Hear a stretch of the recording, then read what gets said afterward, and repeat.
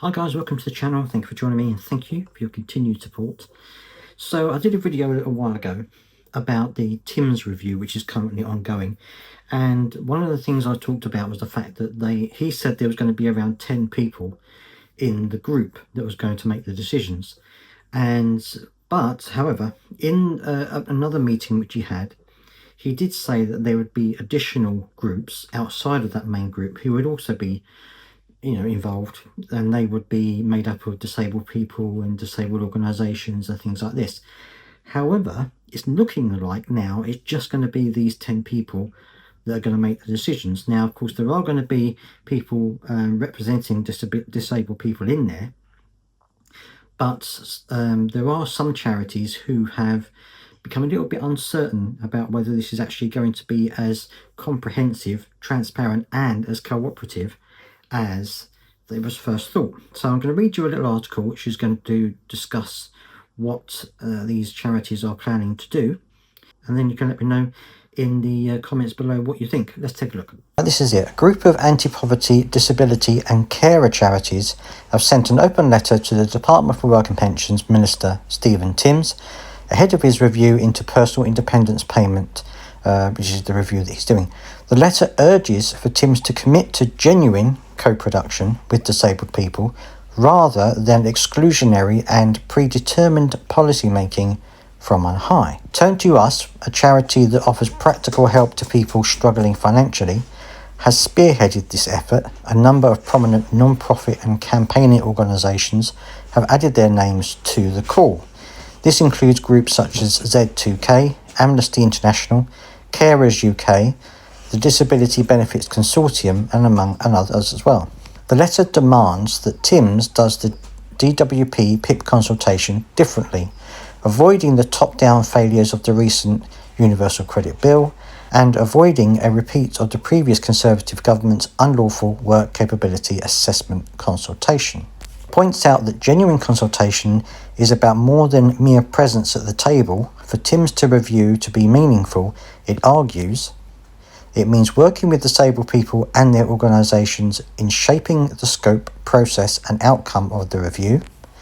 It values people not just as service users, but as experts in their own experience, able to reflect critically, ask powerful questions and help design solutions that work in the real world.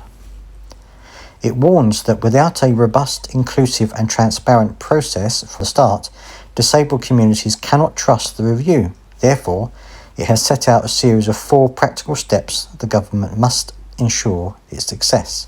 A broad and balanced representation. The review group should be majority-led by disabled people and deaf and disabled people's organisations.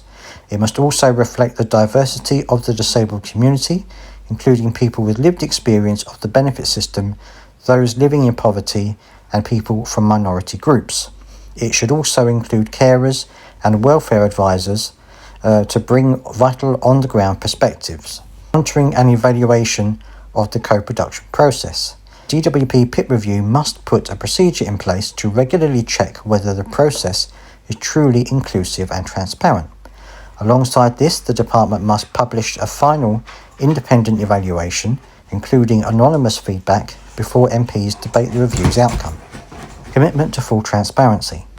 Building on this, the department should publish a final report summarising engagement and consultation with minutes from meetings and details of how the review was run. This openness will help rebuild trust among disabled people and reassure MPs that the process has been rigorous.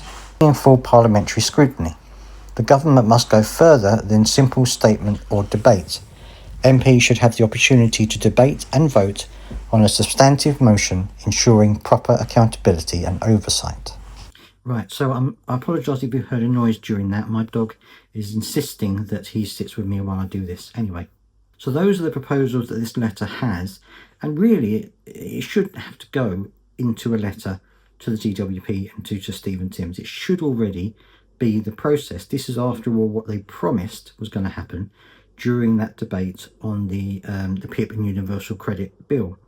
They said it was going to be fully co-produced with disabled people. It looks as though that's not necessarily going to be the case now, and if that isn't the case, then really it should be stopped and restarted from fresh with a complete coordinated approach. Anyway, that's my view on things. Let me know down in the comment section what you think.